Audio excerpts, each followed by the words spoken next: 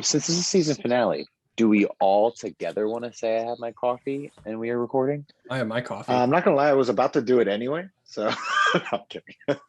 Okay. No. Let's. But Nick actually has coffee, and I Jonathan have water. is a liar.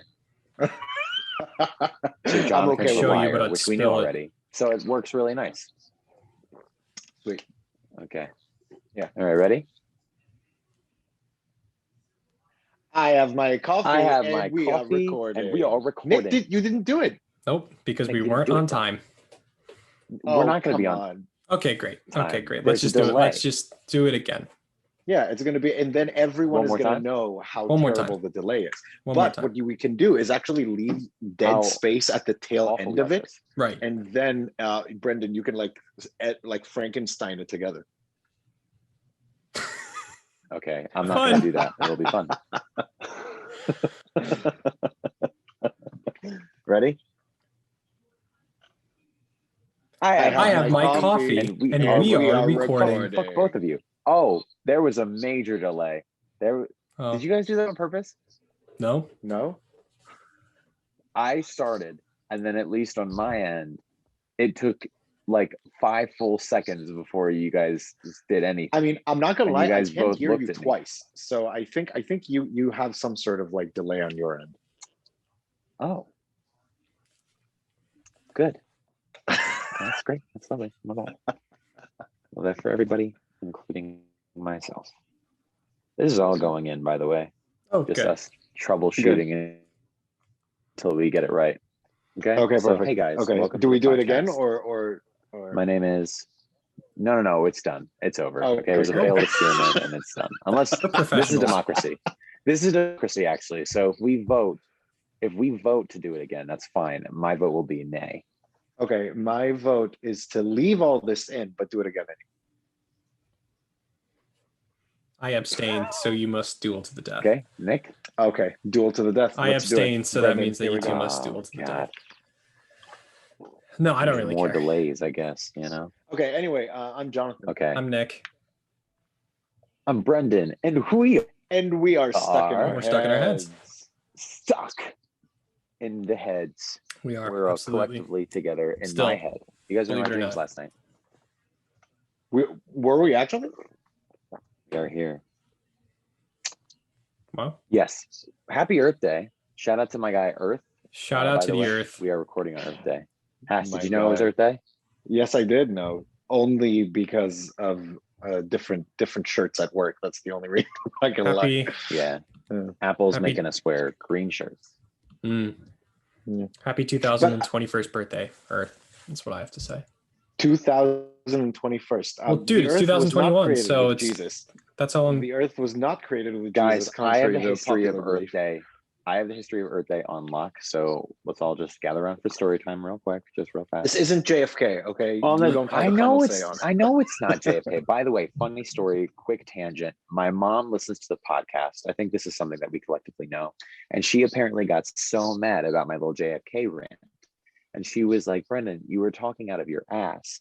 None of what you said makes any sense because of XYZ. And I said, Mom, do you want to go right now? So we had a 30-minute debate where I actually like pulled out figures and little models, and I did a little reenactment with some pretend cars. Anyway, I won.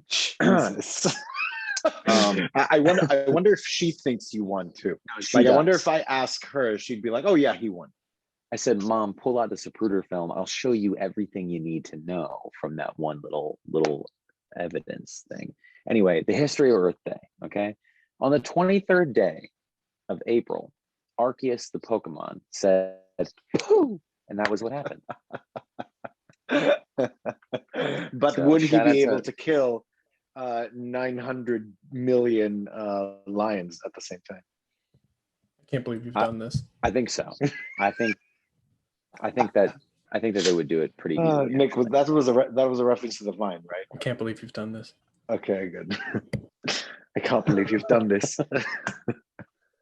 like that Anyway, reference. Good one. Nick, Good reference. what are you stuck in your head about today? What am I stuck in my head about? Ash, I'm so glad you asked. So a theater that I worked at, a few summers ago now, has been doing a series of online master classes, and the one last Monday was about Shakespeare. So, and we have an episode where we talk about the brilliance of Shakespeare and the tiny nuances and the minutia of Shakespeare and how even the punctuation means something in Shakespeare. So I asked a question to this guy who is Andrew Miller, who is a brilliant Shakespearean scholar, director, actor. And I asked him, because he usually works with high school kids. So I asked him, I said, I remember even specifically in my Shakespeare acting class in college that we even learned about Shakespeare's punctuation has different meanings. An exclamation point is different than a semicolon, is different than a comma, is different than a period, than a dash, a hyphen. So I asked him, how much of that do you teach your high schoolers, right? And he said, every published work of Shakespeare has different punctuation. Depending on who the publisher is, it has different punctuation. So basically every edition that you look, like if Penguin House directs or releases one versus like Folger's Library, everyone has different markings. All the words are the same, pretty much all the words are the same, but Scandal. Yeah, So it's interpreted. scandalous. It's interpreted based off of whoever is printing the book. So he said what he does is he said, I'm a nerd, so I put them all together. Like I look at all the editions and I I just delete all the punctuation and I come up with it myself. Or he encourages his actors to do the same. It's like you get a script with no punctuation. It's like you do what you think is right, which blew my mind. And it kind of blew open. I mean, and it got me thinking about what we were talking about. Our arguments. Yes, earlier on in the season. And we have concluded that this is the final episode of the second season. So it got me thinking about everything else that we've talked about. Oh, yeah. Wait, real quick. If you didn't know, this is the final episode of our second season. Yeah, I guess we should have We mentioned that. did nothing to let people know that. Okay, Nick, continue. Well, it's kind of like Hot Ones, where they say it at the beginning of the episode and they go, welcome to Hot Ones. And for our season finale, and I go, wait a second, this is the season finale? Anyway. Yeah, we're exactly like Hot Ones. Yeah, we're Hot Ones. Yeah. We're Hot Ones. We're better than Hot Ones. I wouldn't say that, Okay. but okay. Okay. Shout out to direct, Sean Evans. Let's get him on the show. Sean Evans. Get Sean Evans on the show. Do we have any poll? It's fine. Any of us? It's fine. Do we have any Not polls? with him, no. All right. Well, I have none. all right. I Well, have we'll figure 0. something out. We'll pull some strings. We'll figure it out. Anyway, it got me thinking about this being the final episode, me thinking about previous conversations about Shakespeare, about Mamet, about different interviews that we've had with people, the conversations that we had about what our lives are, what is happening with our lives for the What past. our lives are. Yeah, period. basically. Yeah, what the hell is going on for the last, when was our first episode of season 2? July 24th. So we're approaching nearly 9 months. Yeah, we pulled that out. Well, we're past 9 months. But no, are we? I don't. It's 4, I don't know. 5, 6, 7, 9 months. Yeah, 9 months. I'm good at math. I have my degree in musical theater. So I was wondering. And I guess I'll lead the discussion. That what are your highlights from this season? Well, wait, can I just make a side note about what you said about Shakespeare? Yes, absolutely. Because I remember I'm a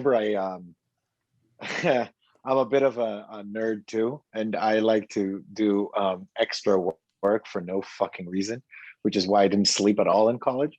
But when we had our Shakespeare acting class, I went to the library and found hard copies of all the versions of the play that I could that I was doing, and I came up to our teacher and I showed him, but there's a difference between the versions. So which one do I do? And he had, honestly, I feel really bad about this, and I've been scouring my notes here, and I can't find it. But he said that eventually, with time, you'll read, if you're passionate about it, you'll read the different ones, and you'll see a pattern in terms of the punctuation, and you'll see that there's certain publications that you like better than others. And so he has a specific publication that he likes best. So I used his because it was his class. But I think what you said is, what did you say his name was? The Andrew Miller. Andrew Miller. I think what he said is exactly right. You take it and you do what you can. If you're an amateur Shakespeare actor, I wouldn't just put punctuation on your own. Just like, fuck it, let's just put a period here, or whatever. But I would say definitely look at the different versions, because it also gave me a lot of ideas about the character. Like with Shakespeare, having a comma versus having a dash is huge in terms of the acting of it. And so looking at the text and saying, oh, they put a period, they put a dash here. What does that mean? I didn't even think about it. It gives interesting ways of looking at the character too. Do we know if when Shakespeare was writing what he was writing, whatever years those were? God, it's bad that I don't know that. Early 1600s. Thank you. When he was writing those things, has our language and our use of punctuation specifically not evolved at all? Like, do we know that the punctuation that he's using is intended to be used the same way that it's used in our writing today? Are you moving over to Camp Jonathan, where it's like, yeah, he didn't know what the fuck he was doing? No, I'm kidding. Well, what's interesting, just I don't know, just a thought that popped in my mind. I'm like, because bro was just making up shit on the fly, a lot of it. I'm like, how much, like, how much has changed? Like, how much in terms of how people write and how people what's interesting about tools of writing? What's interesting about that, Brendan, is Shakespeare's written plays, like the ones that Shakespeare wrote down, basically don't exist anymore. Yes, that's sad. So the punctuation that we get from people is someone else's interpretation of what Shakespeare is trying to say. So Shakespeare probably didn't even, there's an argument that Shakespeare didn't even write his plays with punctuation in mind. He just wrote them. Yeah. Potentially. Yeah, but that is an interesting question. That's what I always say about credit. Last time we talked about him for the punctuation. We gave him a shit ton of credit. Oh, we gave him all the credit in the world. And that's what I tried to say last time. And that's what Hash said. And Hash ends up being right. And he deserves a lot of it. I'm always fucking right, guys. Come on. Yeah. Get on. Hash, this is a big day for Hash, because this is the first time he's ever been right about anything ever. It's true. Thank you. But one final thing. My parents for supporting me. One final thing about punctuation. Andrew also made a really good point that he said, when you do a monologue, or you're looking at Shakespeare's text and they give you punctuation, that is the editor trying to put power on you and direct you in your monologue. He's like, strip the punctuation, take the power back, do what you think is right. I was like, damn. David Mamet would fucking butcher would have a field day. The rings would come off. They're oppressive. Gloves would be thrown down. Oh man, damn! I want to go back and revisit our conversation. Not today, because not today. It's Earth Day, but I might go back and listen to that. It's Earth Day. It's like Michael Scott. I celebrate privately. Can we do it on Groundhog Day? No, I celebrate privately. Anyway, back to your original question, Nick. Highlights. Yeah, it's kind of crazy. I think the season was a lot longer than the first season was. It was certainly. Yeah, I just want to be super transparent about why that happened. For season 1, we had a plan, and we decided this is when we're going to end the season. Season 2, we did have a plan, but we never talked about how we'd end it. And the only reason that we're ending, can I share this? Yeah. Is it okay?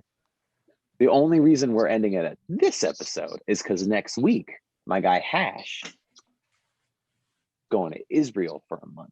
He's going to Yes. fuck it up over there. Yes. I don't know what he's going to do. Yes. Actually, I have no idea. Definitely not what he fuck it up. intends. More take care of family, but it's good to be there for your family Okay. for sure.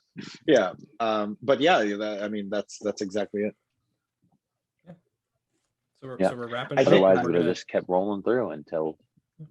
I don't know that that's true. We talked about like potentially kind of like ending the season relatively soon at some point.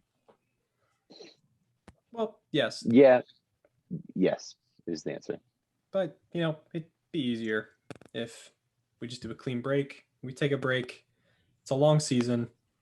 25 episodes is solid. If you count Lauren's Oh. episode 26. Very much solid. Yeah. Yes. Yeah, I think, and going back to your question, and speaking of Lauren's episode, I think my highlight was the segments that we decided to incorporate, and specifically the interviews, because I found it really cool to go back or not go back, but before the interview, the prep part of it, I found really fun. Like thinking, oh, what does this person have to offer us that we don't have, and what can we highlight about their awesomeness and share it with people. I think it was just really fun. And then having all of those plans sometimes go to shit, and just and then talking about whatever happens to be in the moment of the interview. I thought that was really fun too. And I feel like we all also learned a lot about what our future interviews are going to look like, in the third season. I think there's definitely some stuff to adjust and change depending on the direction that we want to go. But I think it was just awesome to have that experience. For sure. Yeah, absolutely. I mean, I completely agree with you, Ash. Just I felt like this season in general, because of the inclusion of different segments, for the most part, just required a lot more creative process behind it. Not that the first season didn't, but the first season I felt like we were very much still just kind of figuring out what we wanted this to be. And then the second season, I think we came into our own a little bit through that sort of prep creative process time that we took. And of course the interviews were definitely like the main highlight, just because talking to other people and getting new perspectives is fun. It's also fun to listen to Hash and I fucking battle it out some days, but definitely having I know it's fun for me. a new voice, and yeah, it's a great time, but definitely having a new voice as much as possible, and just learning how, I guess, other actors are dealing with being actors. You know what I mean? Because there's not one way to do it. There's a million different ways you can go about it, and a million wrong ways. Yeah, like I there's think the one interviews definitely good showed, way, and then everything else is just false. and it's You know, my way. the direction of My of, way is the right way. Actually, it's the Man's way. direction of what is it? What is that movie called? What? Brendan? Parasite. The one that you directed Parasite. better It's called than Parasite. There you go. Sure. Absolutely. There is such a delay for me. Yeah, Yeah. honestly, I don't feel that with Nick at all. I only feel it with you. Yeah, it's only me. Yep. Yes. I don't know how we fix it. Of course, Good. it's our last episode, and that's when it happens. Do you want to try hopping off your Wi-Fi and going to 3G, or like for LTE or whatever? I'm on my iPad. That won't work. Mm. I don't have cellular on my iPad. You can create a hotspot from your phone, maybe. I mean, only if you have a hotspot and you have unlimited. Yeah, I do have unlimited. I'm gonna leave the room too and come back in. Like the Zoom. Is that okay? Yeah. Yeah. Go ahead. Yeah, you do it. Yeah. Are we pausing? No. Yeah. No one stop recording. Okay. No one stop recording. Okay. Going. He was so anxious. No one fucking stop recording. I'll fucking kill you. Don't do. I swear to God. Should I let him in? So anyway, yeah, I hate that guy. Oh shit, he's here. So yeah, that's Brendan. Yo. Brendan. Oh, see, I said your name a bunch of times. You came back. only 3 times hash. It's the rule. Okay, wait. Damn Someone it. respond to me. Yes. Okay, solid. Okay, there doesn't seem to be that much of a delay then. Okay. This I time mean, Yeah. what about? Can you hear us? Like, is there a delay in terms of No. hearing us? It's all good. Oh, perfect. Okay, great. Yeah. Great. Where do you All want to pick up?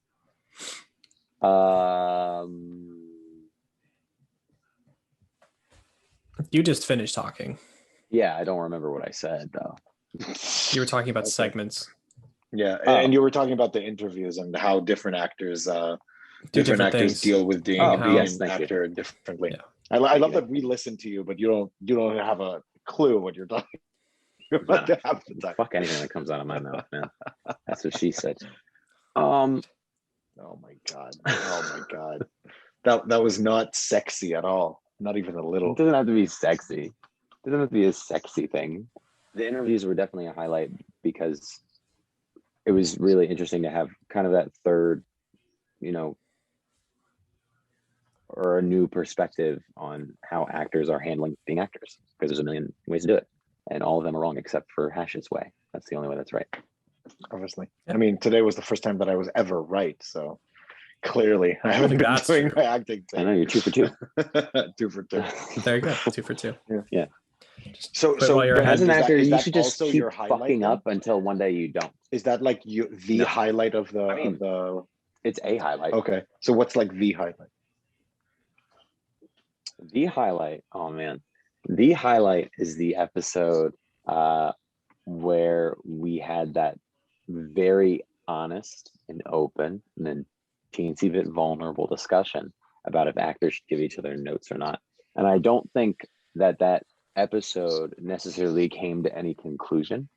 I just think that that's a conversation that could continue to evolve and could continue to have new and more interesting perspectives come into it. And I know that I also know that none of our opinions have changed on the subject, or at least I don't think. I'm maybe speaking for the two of you right now, but that sort of the way where we stood on that episode has not changed.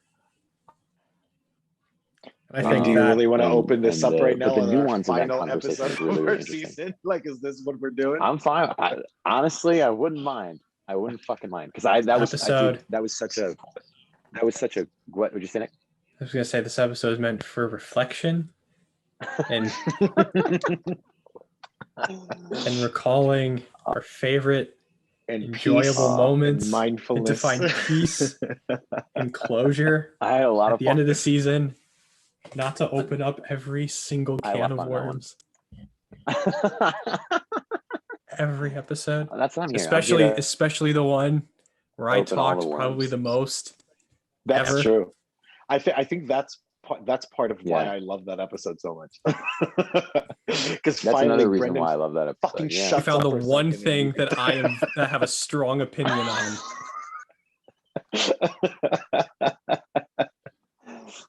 And I said, Nick, I don't agree with you. And But overall, like what was really nice about that episode, not that we're not doing this normally, but it was an interesting sort of intersection between something that all three of us can relate to really, really well and really, really hardcore. And all three of us probably have negative experiences surrounding the idea of giving actors notes. I know that I do. And so just sort of, whether we agreed or not, there had to have been some sort of deep and honest reflection that we had to do ourselves to sort of have that nuanced conversation. And I don't know that, and if we have, and I'm just not remembering, please correct me, but I don't know that we've had a conversation that was so like heart hitting for all three of us at once. You know what I mean? Like I can't think of another conversation where we got as close as we did with that one. And so that's a big reason that I enjoyed it so much, was because it felt uncomfortable, but all three of us having the connections that we do and the relationships that we do, sort of embraced might not be the right word, but embraced the discomfort for the sake of being honest with each other, which I really, really appreciated and really, really loved. Absolutely. That's my highlight. Yeah. Absolutely. I don't know that I would use discomfort. I feel like I don't know, and maybe this is like too big of a topic to handle on our last episode. And feel free to tell me like hey, shut up right now. We can look for. We have something to look forward to in season 3. But I don't know why so many people find honest conversations so uncomfortable. Like I don't like I guess the disagreement, but I feel Haven't we talked about this, Hash?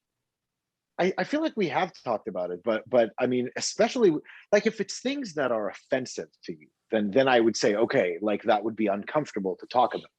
But if it's things that are just like, they're not offensive, they're just honest opinions that we feel passionately about, then what's there to be discomforted by being challenged? I don't know. I think that's like, Yes. Okay. It's very much a Western. I think we've talked Yeah, about this before, but it's very much like a Western ideology that you don't want to. A lot of people don't want to debate or argue or disagree with one another. So it's like if you get close to that topic, you gotta dance around it or go off limits.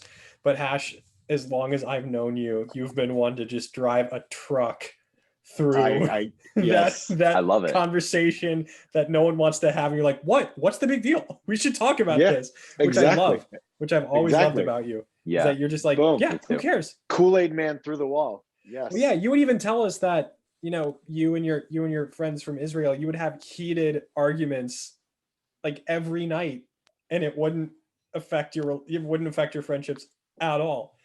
Because you're just sitting around and we would have fucking screaming matches. Yeah, forget I can't even imagine what that would be like. Because for me, if I did that with my friends, there'd be a fallout. We'd have to talk about it, and I'd have to text them. We'd meet up for coffee, and I'd have to apologize. So, oh geez, it sounds exhausting. Yeah, I think there's a major difference there culturally of like being able to not take something personally. Right, being able to not take like the fact that someone disagrees with you personally. I think especially because like, at least until I got to college, like I very much felt this way until I got to college. There's only one college. I didn't have to emphasize college, not the fake college, like the college. No, the college. You know what I'm talking about? That growing up, I was sort of in this bubble. And I didn't really try very hard to agree or disagree. Everything was just kind of cool. Like everything was just sort of content. And if anyone disagreed with anything, it was kind of like, do we want to deal with this right now or do we not? And the answer was almost always, at least in my case, never. We don't really want to deal with this. We'll just silently know that this person disagrees and we'll move on. Which I don't think is healthy at all. I think that's not a good way to, be friends with people. I think that it's healthy like in pick your some battles. places. We don't have to charge forward with everything. But that's what I was saying. Yeah, but just like, but if something that someone says bothers you for any reason, even if it's not like a personal thing, like communication is probably the better route there. But it wasn't until I got to college, and actually, Hash, now that I think about it, you were a major part in me discovering like, oh, I don't really talk about stuff very much, or it like, honest stuff very much. It wasn't until I got to school and sort of got all these new opinions and new perspectives on everything that I kind of asked myself, hey, what do I think right now? You know what I mean? Like, what is my opinion on everything? Ash and I have actually gotten some pretty heated debates on what my own opinions on things are. Oh my god, that would be a cool debate to open up to wide. Let's say that for season 3. If you're let's say that for season 3. Let's say that for season 3. Not today, all right. But All right. All right. All right. Yeah. Nick, Nick, you know what about you? Oh, yeah. Sorry. Yeah. No, go ahead, Nick. No, fuck what I said. I think you were gonna ask. Highlight, Nick. Okay. Yeah. We want to highlight. Yeah. I think that, what I really enjoyed about this season is I feel that we talked first of all, the interviews. I loved the interviews, like what Hash said about just bringing in a fourth perspective, something that, even people that we know and love and have known for a while, to have them and sit down with them and hear their point of view and how they're handling things and maneuvering this professional world is really fascinating. And that's not something that we usually get to sit down and talk with them about. Yes, they're our good friends, but to hear that testimony so openly and honestly was really refreshing. I also really enjoyed, well, mostly I was a sideline. I was on the sidelines, but when you guys would just get into heated debates about things, sometimes I knew it was coming and I would just mute my microphone. I'd be like, okay, I'm not gonna get a word in edgewise for the next 10 minutes, so I'll just mute this and just I feel like listen. There's feedback somewhere in that sentence. It's like I'll wait for them to cool down, but I'm not. Yeah, no need to get in the middle of this. But what I also really enjoyed, and I feel like we kept coming back to this, is this idea of how our industry is inherently kind of exhausting, mentally, physically, emotionally. We've talked about toxicity. I think the word toxicity has been used a million times. Which, is not to say that we don't like being professional actors or artists. Of course we do, but it's a necessary, it feels like at this point a necessary evil, in that it's not going to be perfect. Well, it's not necessary, but it's just like it's an inevitable, like there's always going to be people that you don't want to have to deal with. There's always people who are going to be fake nice and manipulative, and you never know if they're being completely honest with you or not. And it's that emotional vulnerability that is sometimes taken advantage of, which we keep going back to, which rightfully so, being emotionally vulnerable all the time and not getting the responses that we need as human beings is, it's heavy on our minds. So it makes sense that we're stuck in our heads about this, and we keep coming back to it because it's sort of at the root of what we do. It's kind of at the root of our lives. Like if we were all in New York and auditioning and rehearsing and doing shows, we would be able to come home every day and be like, this happened. I wanted an audition and I did this, or so-and-so said this and it really like psyched me out, or, things like that. So, I've enjoyed the coming back to it and finding the common theme of, well, we feel this way because our artistry, the industry of our artistry is toxic. And I think in some places. Yes, exactly. In some places. But the plan to that is, and maybe we can talk about this moving into season 3, is what can we do on an individual level, on a community level? Because we kind of talked about how, the thing that you can do individually is find people that you can be honest with, and find something that takes you away from the thing that, like, find something else you love that takes you away from the toxicity of it all when it gets to be too much. But then sometimes kind of ending how we ended season 1 about the Black Lives Matter movement, kind of ending season 2 about, well, what kind of activism can we take to fight that toxicity? Kind of similarly, or not unlike what happened today in New York, where there was that march in response to the Scott Rudin scandals that came out not too recently. So I think that's a step in the right direction in being an activist and speaking out and saying, this environment is really toxic sometimes, and we're not going to take it anymore. And we shouldn't have to. We're not going to take it lying down anymore. Yeah, exactly. But I actually have the answer to that. You just have to start giving notes to your actors. I'm Bro, gonna I was gonna say that. punch Fuck you, you Ash. That was gonna be my through joke. the damn screen. Oh, I'm gonna boot you from this meeting. Wow. I guess you have the power to do that. So I'm gonna I boot shouldn't you from be this scared. meeting. Yeah, don't. I Anyway, have can I add- unilateral authority.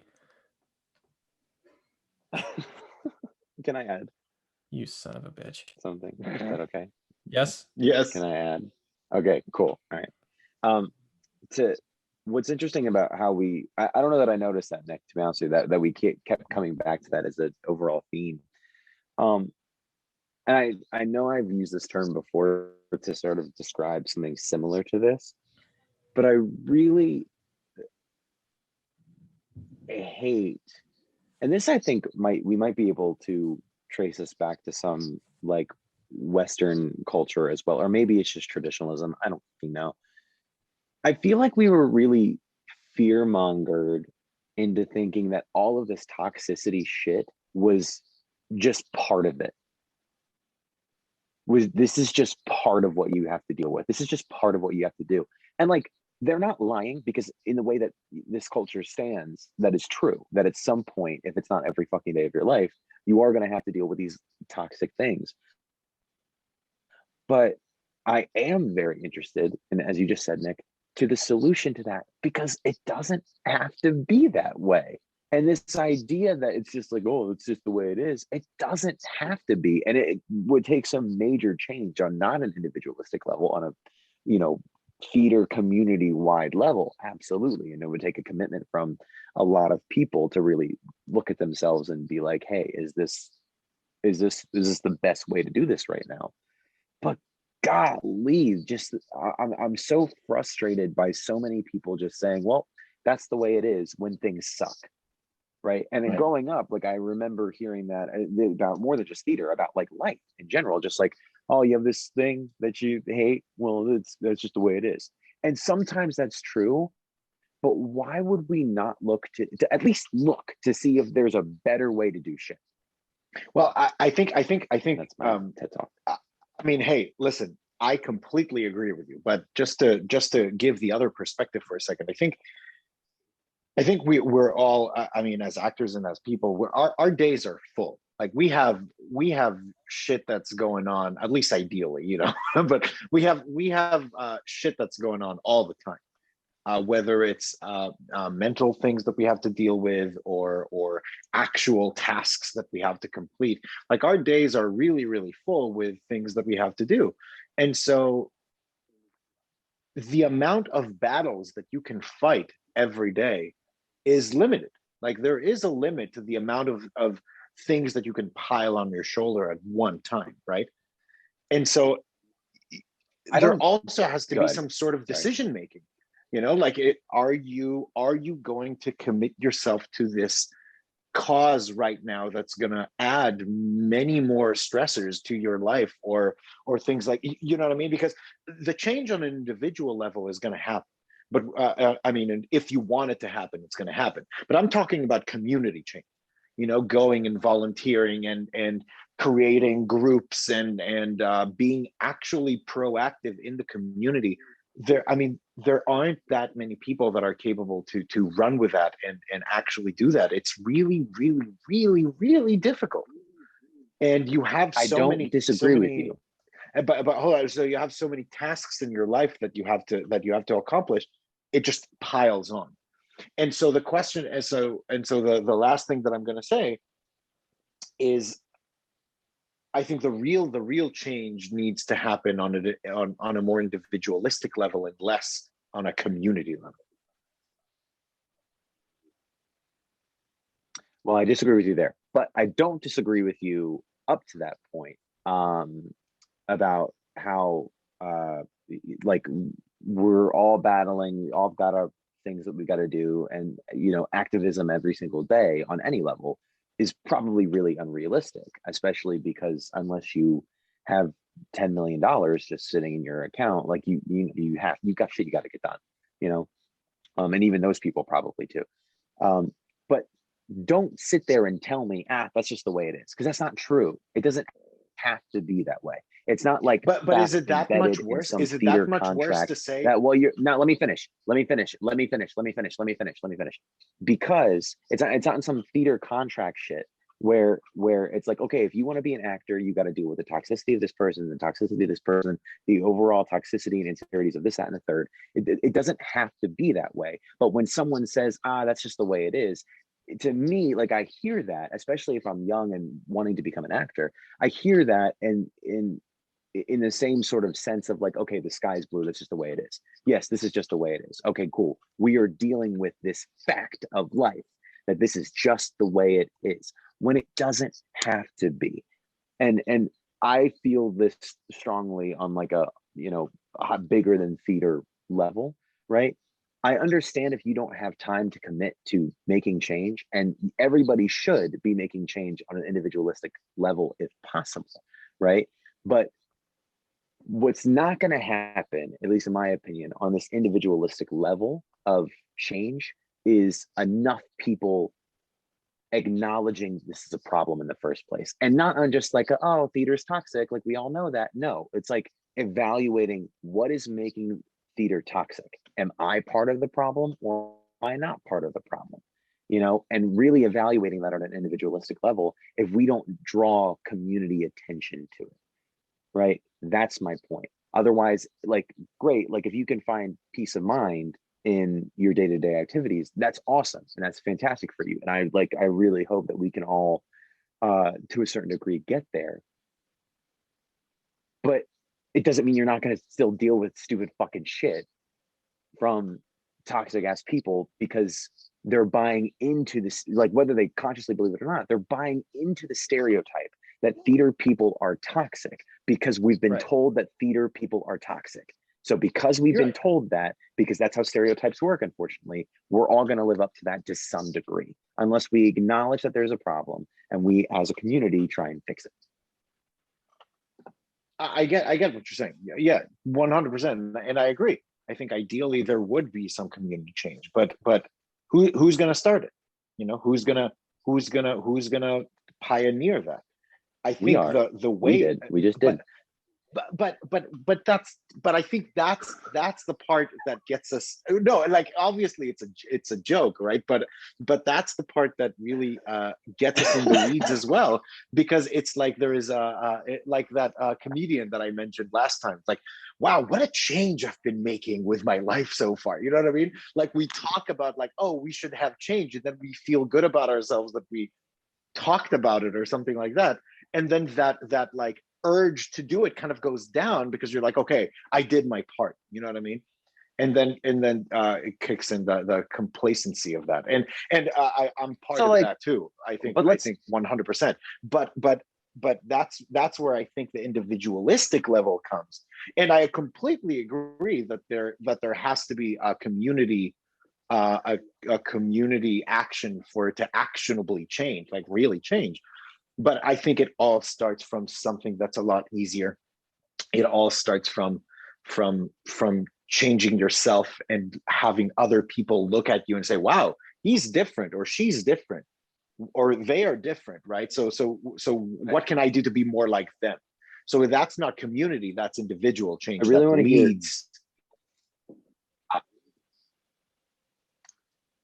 I really want to hear what Nick has to say, but I just want to throw two quick things in there.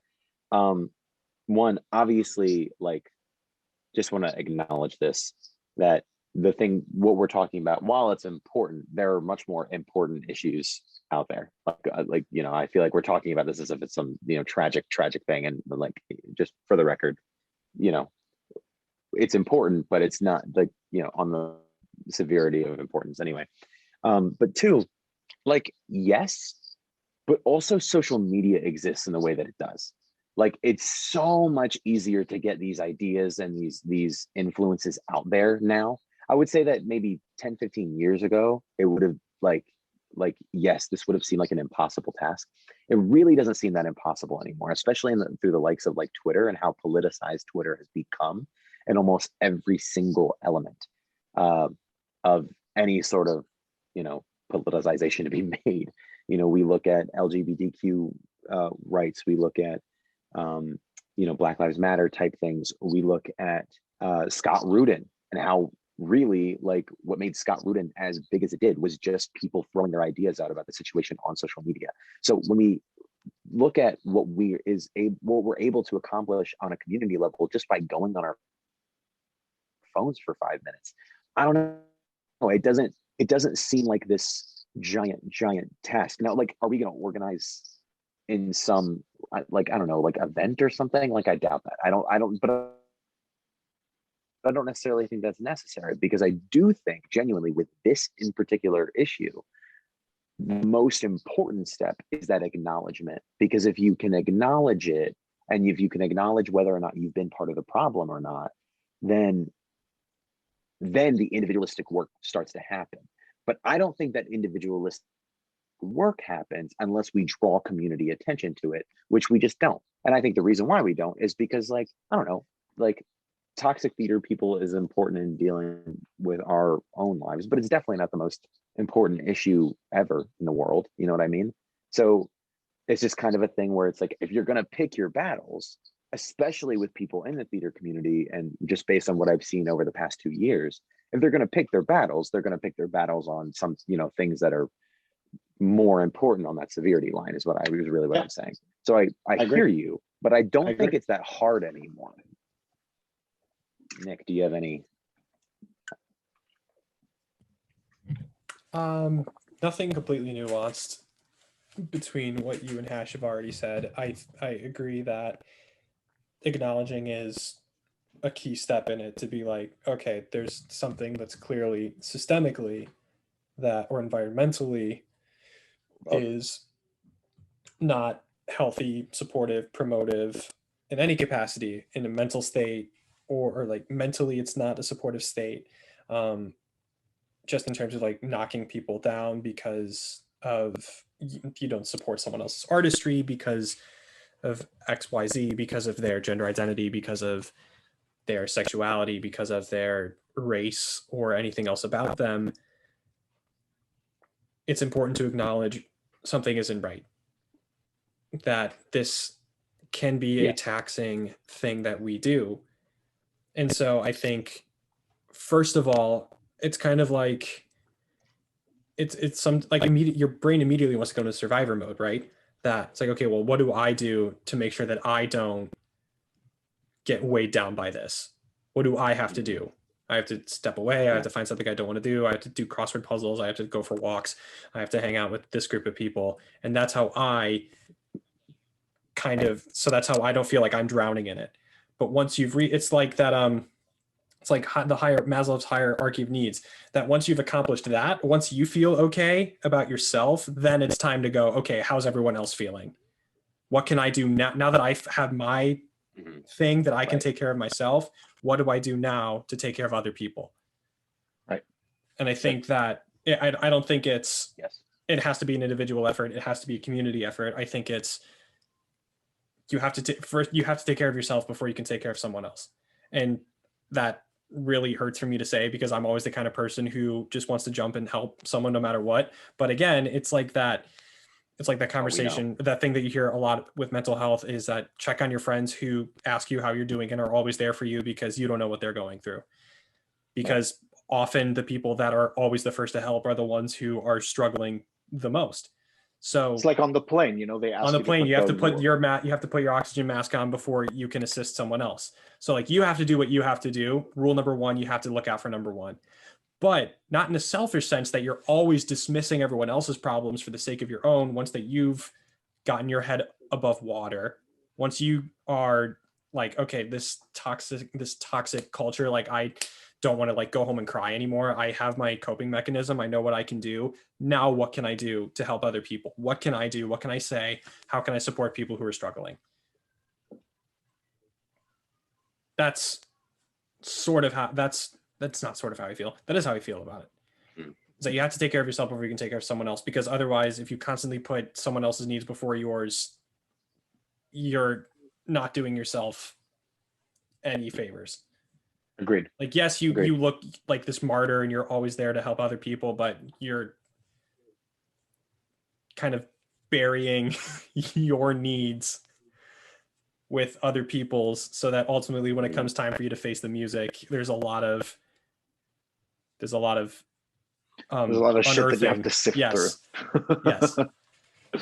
Yeah, I couldn't agree more. And I think, I mean, just going back to the conversation that we had before about reflectiveness, I think this, I think a common theme in our season has been mental health, 100%. And I love the conversations that we had about inactivity and how that makes us feel, and what that how that makes us feel as actors and artists and as human beings. I think that's one of the most transformative subjects right now that I'm aware of in myself, because it just bogs you down so many times. I mean, at least for me, like every time I'm, it's that guilt and pressure when the inactivity happens, and I just love that we open that up so frequently. Yeah, it just, I don't know, it really affects me. So I think that specific conversation that we had on that subject was great for me. Well, again, it comes back to that feeling of like you're drowning almost, that like I feel like I'm dealing with this problem, and I don't know if I'm even alone. I don't know if I'm dealing with it alone, because it would have really sucked for you, Hash, if you said, I've been there's with all this inactivity, I feel like I don't know what to do, and I find myself playing video games and sleeping, and I don't know if there's something that I should be doing instead. It would have sucked if Brendan and I were like, yeah, we don't have that problem. Yeah, it sucks. Good luck. You're all alone on that one. That wouldn't have been helpful to your state at all. Right. But I mean, exactly. It did help that the two of us felt similarly, but even if we didn't, really close to that feeling, it wouldn't have made you feel better, and you're our friend. But don't you think that on some level, I don't know, I don't think I've ever met an artist that doesn't suffer from that self-doubt? Not only self-doubt, the guilt of inactivity. I know one. I think I know one person who is just like, I'm not going to share anything. I'm not going to share any more about it. That's fine. No, of course. Yeah, but are you sure that that's someone that you know, just someone who's so comfortable for sure that they don't need it, or is it like, no. Oh, maybe they do, I just don't know? Of course not. I have no idea, just based with the conversations I've had with them.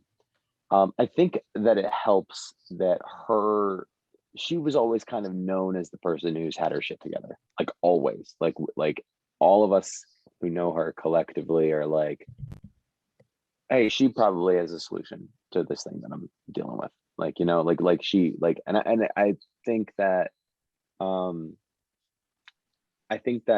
like, of course she's got her own, mental health shit that she's got to deal with, and inactivity, or feeling like she's not doing enough, or feeling like she's not good. Like, I'm sure that probably happens, but based off of my conversations with her, she also feels really good about what she's got going on. Almost like I can't really remember a time in my life when she didn't feel that way. She's always kind of felt collectively like she knows that she works hard, and she knows that and she's happy with how hard she works, and feels good about the amount of creativity she puts in and out from a day to day. And so when she does decide to give herself, time to do whatever she wants, whether that's artistic or not, she feels good about it. Yeah, well, what's that like? Like I've told her, I'm jealous of shit that you have, that you can feel that, at least on a consistent level. I remember, I think I've mentioned this already, but we had a teacher in college that said that to us. Imagine, planning out your day to the point, or not planning out your day, or feeling okay to the point where when you watch TV or play your video games, you don't feel guilty about it. And I remember that sentence hit me like a ton of bricks. I was like, Fuck, that is so true. I don't think I've ever in my life had a point where that wasn't true. At least not that I remember. Can I share a quick, completely off-topic tangent that Hash just No. made me think of? No. Anyway, Nick, what do you think? Okay, no, it's fine. Nick, Yeah, what go do you ahead. think? Oh my god. No. Um, No, please, Brendan. Tell us your tangent, please. I'm waiting for it all my Okay. life. Come on. yeah, I'm not helping I just you think out. it's a really funny story. We all We'll know be the Tess. judge of it. I've brought up Tess Dignan 1,000 times on this podcast. But one of my favorite memories that I have with Tess Dignan is the very first day I met her. She teaches voice and speech for those who might not know. And the first day of first voice and speech class, I come and sit down. And this is, by the way, this is related to what Hash said, because it's something that a teacher said that really hit you. That's Mhm. what this is about to be about. So we all go around, we sit in a circle, and Tess wants to know who we are and what our relationship is with our voice. You know what I mean? And I was not in a class with musical theater majors. And so I'm not saying that musical theater majors, especially because I'm not one, so I really don't know at all. It felt like, at least from outside looking in, that generally speaking, musical theater majors more often than not had a positive relationship with their voice. If that's not the case, I apologize. In my class, which was not musical theater, everybody had a really negative relationship with their voice for the most part. And so we were going around and talking about, like, these sort of insecurities that we have with our voice. And maybe you guys remember this, maybe you don't. I used to talk like this all the time. This is all I would sound like all day long. And The vocal fry, it you was, mean? in a very low register, and had a lot of vocal fry. Yeah. And so I would do that, most of the time. And I basically said, like, in high school, I was known as the guy with the dreamy, deep voice. And that is like what people would come up to me about. And so I made active efforts to keep it deep and to keep it low and to keep it casual and to, whatever the fuck. And then when we were finished sharing, Tess goes, okay, your relationship with your voice should be as if it were your baby. And then she looks at me and says, Brendan, you used your baby to get laid. And I don't know what the fuck happened when she said that, but I like curled into myself and I was like, God. oh my God, I did use my baby to try and get female attention. Oh my God. Like, I started like privately crying in my hands as Tess just continued her lesson, because she didn't think anything of it. She just, she was like, yeah, like, in this very fictional, metaphorical thing that I'm saying, if your voice is your baby, Brendan used your baby to get laid. But I don't know, because maybe it's because I'm really excited to be a dad. So just fuck. I'm not having a child. I'm just, at some point in the future, I'm excited about the prospects of potentially being a father. Wait, you're pregnant, but Brendan? something just happened in me when she said that. I'm not pregnant. Never been pregnant. Okay. But yeah, so I cried about it for a little while. I remember calling my mom afterwards. Did she understand what the fuck was happening, or was she There you like, go. what drugs did you take? Like, what are they doing to you? No, because I tried very hard. To keep it like private and shit. And so I was like holding back, but I was like this. I was like this the whole rest of my class, just had my hands over my face and Oh no, I meant really your like mom. closed off. When you talk to your mom about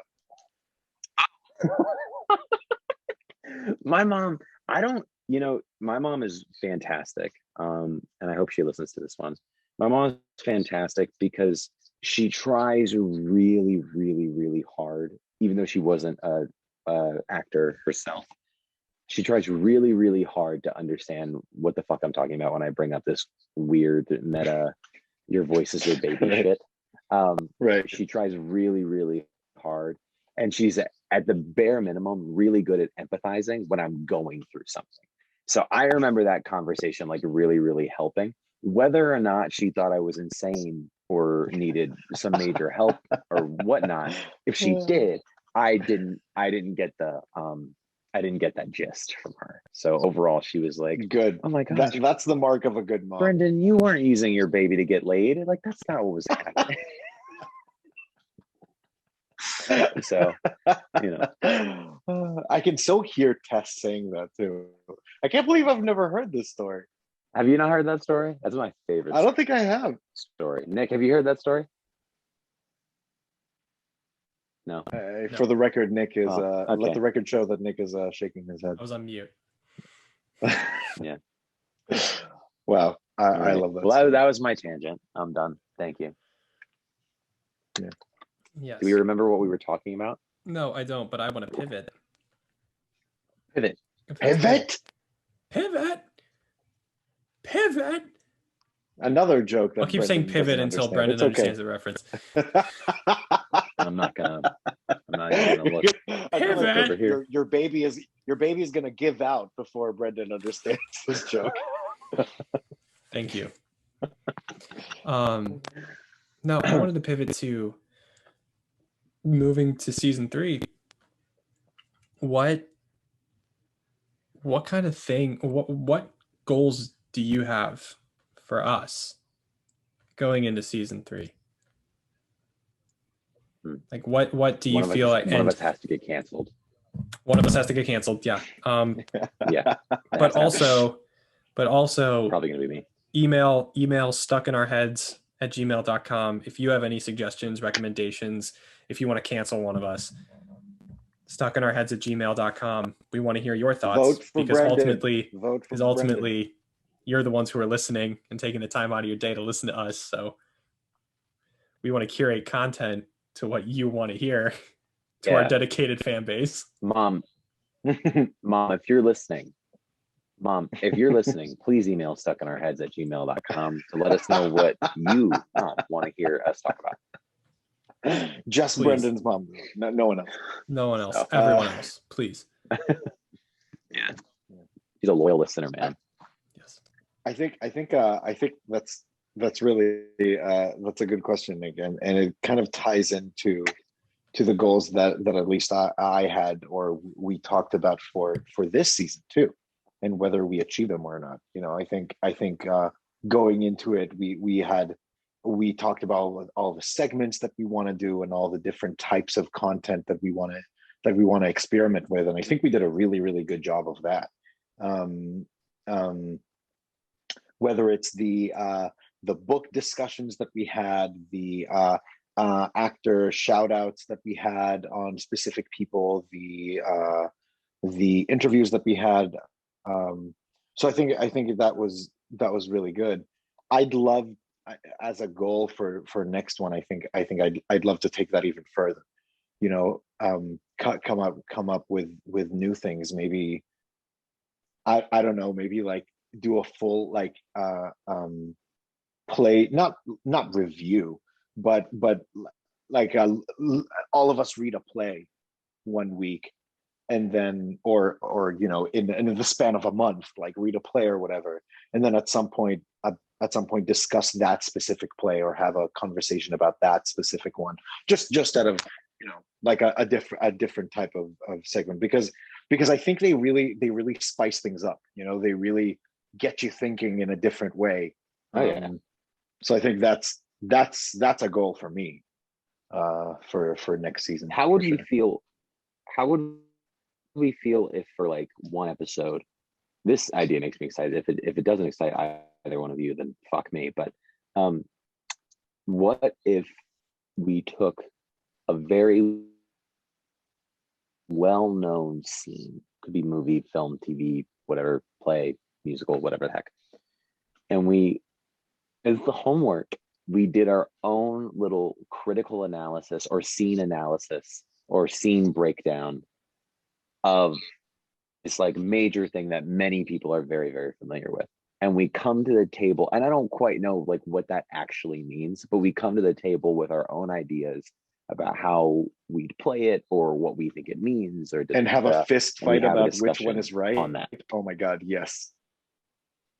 Yes, that would be fun. That'd be fun as fuck. Yeah, and I'd be right. I would be right. Yeah, It'd be me. of course, especially about the direction. No, I love that idea. We'll do a scene I from love that Parasite, and then I'll really fucking show y'all up. idea. Then you'll really shine.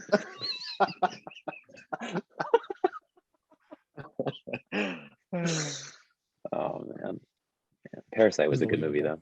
It was good. Unbelievable. If you haven't seen Parasite, you gotta go watch that. I really didn't love it, but whatever. Hash is racist. What? We're not having this right now. We already discussed this, Brendan. Like, we already talked about this. I thought it was really good, but it wasn't. Like, What I did don't he think it say? was as. I think the hype wasn't was good. way more than He said what he it hated really it. was. He said Hash he is, hated Hash the is movie. canceled. Please cancel me on Yeah, our it's Hash. email. Fuck Hash. Wow, we didn't even Hash, get bro. through the Don't. episode. Yeah, that was real quick. That was real quick. I have to say, Brendan has been loves this movie and thinks that it's incredible, and he thinks he can direct it better. So cancel him. Don't cancel It's true. me. That's fucking No. bullshit. Nah, I'm just Opening confident. arguments Here we about go. why. Hey, how do we feel why about speaking I of shouldn't canceling? be canceled? How do we feel? Oh. Okay. How do we feel about cancel culture? That's something we've never talked about on here, which is interesting because it, We do I think, not have directly nearly enough relates time. very often to what we do. We don't? No, How much time do we have? No, we are got like 15 minutes left. We don't want to have just a quick Like little 10. Here's my thought, and that's it. We don't even just want to throw on a little punt. You know? but you know how much I can't. Here, I'll get us started. And if it doesn't work, we talk about Pokemon again. That'll be our fallback. Oh my okay? god. Here we go. Can we I talk about supposed to be in Digimon? that review. cancel culture. I think that cancel culture has its benefits, but it's also quite frustrating because I feel like it doesn't allow people room to grow, to really come back from any mistakes. Now, there's severity of mistakes, and I am of the belief that certain mistakes, usually violent ones, really shouldn't be forgiven or forgotten. But in terms of overall cancellation on a more minor level, it is very frustrating because it's like you can never, when you have to like defend yourself against an entire social media community, more often than not, I see that as like it could be harder to grow, or it could be harder to acknowledge what's been done wrong. You know what I mean? Makes it hard, I guess is what I'm saying. Nick, you go first. I think it is a loaded subject because Hell yeah. I feel like it's an umbrella term for people who try to hold people in positions of power accountable, i.e. Harvey Weinstein. I think what's also involved in that are people who decide to quote unquote vote with their wallet, or say like this person, like people who don't eat at Chick-fil-A because the owner of Chick-fil-A is a supporter of gay conversion therapy. So is that canceling Chick-fil-A, or is it boycotting, which is, the benefit of I say benefit of a capitalistic society, but like you're playing by the rules of the game, which is like, you did something I don't like, so I'm not going to give you business. Or the MLB withdrawing the All-Star game in Atlanta because of those crazy voter laws that just got passed. Is that quote unquote cancel culture? I don't think so personally, but is it so there's that, and then there's also things where people want to feel on the right side of things. So I remember specifically Johnny Depp, I think, is a huge example, is a very prominent example of this, where Amber Heard came out and said Johnny Depp abused me, and everyone canceled Johnny Depp, and he was like written out of a lot of things. And as it came out, more information came out. Actually, Amber Heard is still a giant shit stain, and like made up a lot of shit and actually was abusing Johnny Depp. But by that point, people had already canceled Johnny Depp. So now, like, trying to reverse that, it's like you're trying to all that was even after all that had come out, he was still turned down for a major movie. I forget which one. Yeah, but like as supposed to be in Fantastic Beasts. Figured, yeah, that's right. And they still said no. Sorry. Yeah, God. I think also too is, you mentioned it, Hash, that not Hash, Brendan, whoever you are. I am me. That in this day and age of social media and instant gratification, people want knee-jerk reactions, and well, not knee-jerk reactions, but like people want judgment immediately. They hear, like, people hear something and you think everyone has all the right information, and then it's an immediate reaction to something. That's much better wording than whatever I which said. Sometimes when all the information is presented, yes, like there's like, yes, there, like, once the information, like Harvey Weinstein was presented and people came forward and was like, hey, this happened, or like Kevin Spacey, when people came forward and said he did this, and we can all corroborate each other's stories and all of our stories are kind of consistent, that's something. But like, as information is being released more and more, or like you take a blip of like a sliver of information and you run with it, sometimes, in the case of Johnny Depp, sometimes it goes too far. That I think it's, once we have all the information, all the cards on the table, then we can make a decision about how do we treat this person moving forward. Do we want to do business with this person? Do we want to support this person as an artist? Do we want to support this business moving forward? We need to hold this person accountable. It's all about accountability, I think, at the end of it. Is that someone did something at the end of the day. At the end of the day. That, you know, there's these people that we look up to, and mostly it's celebrities who are getting canceled, right? So, you know, we put these people on a pedestal and we want them to be like these infallible, perfect people. And when we find out they do something wrong, that they have done something wrong, it's like, well, then they're done. No more. You blew your chance. Right. Which, again, can have its merits, but also I think it's a bigger commentary on, cases, why do we put these people on a pedestal in the first place? Absolutely. See, like, Nick, you use the definition of the MLB pulling out of Atlanta for the All-Star game because of the voting rules. I don't necessarily look at this cancel culture. I know that I think that's protestation. They're protesting. They're making a statement. Right. But like my view of cancel culture really is on this sort of entertainment level, more so than anything else. I don't know. Like if that's cancel culture, we've been in cancel culture in politics literally since forever. 76. It's been around forever. Yeah. Right. But the way that cancel culture is sort of utilized when it comes to artistry, or, you know, people who have some sort of platform that aren't, you know, that isn't running for president or whatever.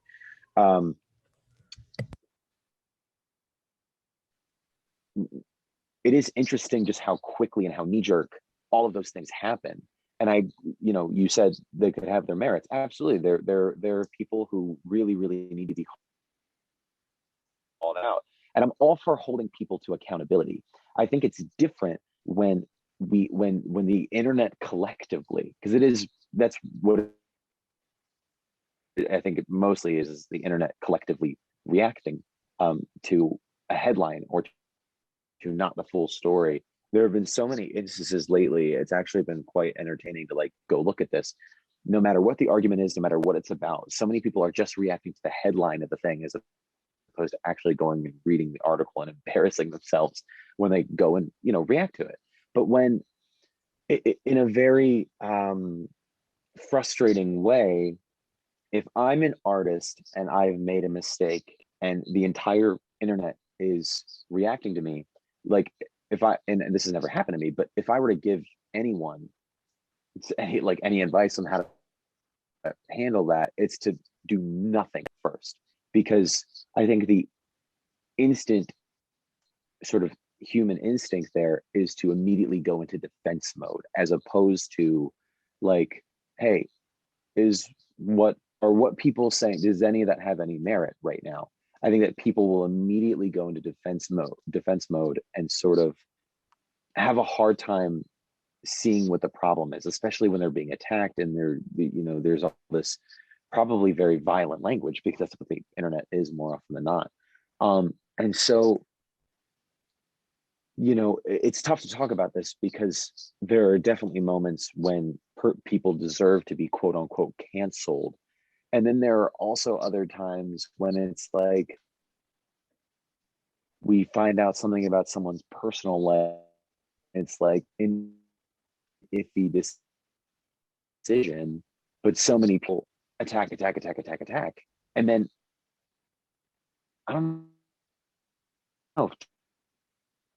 To me, it seems like the point was now lost and just joining this never-ending train of negativity. Like, I don't know, man. I've been so frustrated with my experience with social media lately because I'm constantly just seeing like hate on people for no reason. It's like you disagree with them and you just tear them to shreds. And I'm like, why do you all care so much? I think that's really where this comes from for me, is with a lot of these things that people are getting canceled for. I'm just like, why do y'all care? Why do you give a shit about this? And to be clear, I'm not talking about people who are racist or who have done something so violent and have like genuinely hurt others. I'm talking about when someone makes a comment in an interview or, you know, cheats on someone. I don't know, like that shit sucks. Like, don't do that shit. But also, why do you all care this fucking much, man? That's it. Oh God, it's my turn. Fuck. I think. I love what you guys are saying. I think that Nick, I agree with everything that you said wholeheartedly. I think if someone deserves to be canceled, they're not being canceled, they're being punished. Yes. I think that cancel culture represents the worst in human society right now. I think social media represents for the yeah. I think cancel culture is the worst of humanity and the worst of social media. Social media can have a lot of merits, like Brendan is saying. Recently, at least in my very limited experience with social media, it's been mostly negative. And like I was saying before, cancellation on the internet is always bad. Harvey Weinstein did horrible things and he deserves to be punished, and he is being punished. Kevin Spacey did horrible things and deserves to be punished, so we're punishing him. That's not canceling him. Canceling someone means exactly like Brendan was saying. He made a comment that we're not sure is even if it's true or not, then we're canceling him because he doesn't deserve to be punished yet. He may very well be deserving of punishment sometime when we figure out what the fuck was actually happening. But right now, I think cancellation on the internet inherently means something negative. Cancellation on the internet inherently has under it lack of knowledge, inherently has under it knee-jerk reactions, like you were saying. And so I think punishment on the internet for someone who is doing terrible things is 100% legitimate and should be happening. That's like Nick was saying, that's protesting, that's taking business away from people who don't deserve to have our support, taking support away from them, 100% deserving. I personally think that cancellation is not that. Cancellation has everything to do with knee-jerk reactions and publicity.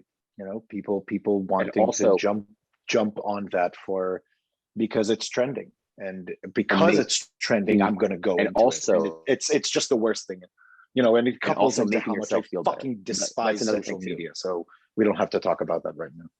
But that's another thing too, is it's like, yes to everything you said, and also it feels like it's an element of trying to make yourself feel better. Like, I think, Nick, the way you, I forget exactly what you said, but the way you phrased it earlier about how we sort of idolize these celebrities or artists or whatever in our own way, and then, or maybe we don't idolize them. Maybe they're annoying to us for some reason. So then the first little bit that we can get, that we just jump at it, and like, it's disgusting behavior, man. It's so gross. And it feels like there's an element of, it's like, oh, they're doing a thing and they messed up. I'm gonna call them out and show everyone where I stand on that, so that I can make myself feel better. I could be wrong about that, I guess, but that's very I think that's often part how of it, and for across. some people it might be that, but I think there are additional layers to why people do that. I don't know exactly what that is, but yeah, I think it represents something that's really evil and bad in our society, and it angers me to no end.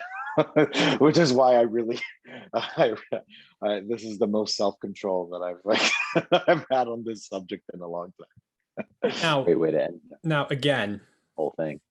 I don't think we're saying that Me Too is cancel culture. It's not. No, Oh, Absolutely 100%. It's not. We're Absolutely not. saying Very that when Jim Gaffigan tells a joke about horses and people want to cancel him because he said mean things about horses, is like an absurd thing to do with your time and energy. In my opinion, cancellation comes from lack of knowledge, right? Me Too has thousands and thousands of pages of evidence of it. And so it's not cancel culture, it's rightful punishment of people who deserve to be punished. You hear it's a rumor, different things. Yeah, you hear a rumor and you insinuate something. So it like completely like closes down your judgment about someone. But when you have information, you're allowed to have an informed decision. And I think you're right, Hash, that you're not taking a little blip of a rumor and running with it. The evidence is presented to you, the information is presented to you, and you can make an informed decision, and we know exactly what's going on. And in Me Too specifically, the evidence is overwhelming. Like, it's ridiculous. Yeah. Yes. But I think first of all, we were supposed to do an episode and review. We ended up having an entire conversation, which was awesome, which I love. But we also did a review. We did a review, and we had this conversation, which I love. Which goes to my point that I'm about to say is that what I love and continue to love about this podcast is that we always seem to find a way to have open discussions about something, whether it's, our favorite holiday classics, or should we give actors line readings, or when we interview someone. Not what I said. That's not what we fucking said. Or, that's not the fucking argument, Nick. But my point is that I feel like that this has always been, at least for me, an opportunity to have a nice discussion, to have rapport, to be able to have a conversation openly and vulnerably that I have grown to appreciate. And if you're listening and you like these conversations, I am glad, and we do it for you. But what I love out of this is the conversations that we have, that we're allowed to have something like go on a 15-minute subject, or have a 15-minute discussion not related to what we were doing at all, but still able to come back full circle and like finish the conversation and then come back and then go on a tangent and finish that and then come back and then close that up, which I like Hamilton Stage. Remember when we talked about that months ago, like Hamilton Stage? Yes, the turntable. Yes. Yeah. I'm gonna watch Hamilton tonight. You just inspired me. Don't. And Nick, I couldn't fucking agree more. And I love that we have this platform that we can just discuss things openly, and unapologetically and not be afraid of things. It's really great. I just like hearing the sound of my own voice. No, I'm just kidding. I completely agree. Oh God, you had to Completely- fucking ruin the moment. complete- I was so close to saying, all right, well, fuck you, Nick. But no, I was like, no, I'm gonna keep it composed. I'm like, no, I think Nick is 100% right. No need to be sarcastic now. Fuck. Yeah, yeah, I took it upon myself. I made the bold decision. I am brave. No, but for serious, I completely agree. Like, you know, we talked, obviously there were a couple spans within this season where all of a sudden we stopped posting for a short time, and you know, there was for a number of reasons, and life happens and it is what it is. But Hash, I actually remember during one of those spans, you wanted to just hop on the phone and have a conversation about the podcast in general. And one of the things you voiced was just like how excited you are to do it, you know, every single week, and how it makes you feel good, and you know, have this sort of platform, have this sort of space to have that collective honest conversation with each other.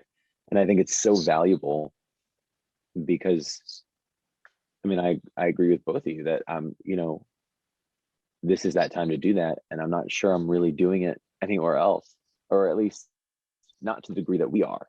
Right. That And not all the degree subjects that we're that we willing to do. go. Yeah. Yeah. So no, I completely agree with you, Nick. So with that, And on that we- positive note, yes. So with that, we close season 2. We anticipate season 3, and we will see you. We'll see you on the other side. And please send in your Yeah. thoughts, questions, concerns to stuckinourheads@gmail.com. Please, we want your Ideas, input. yes. Yes. Also ideas. Yes. Cool. So for the last time in season 2, I'm Jonathan, and I coded today for 7 hours straight.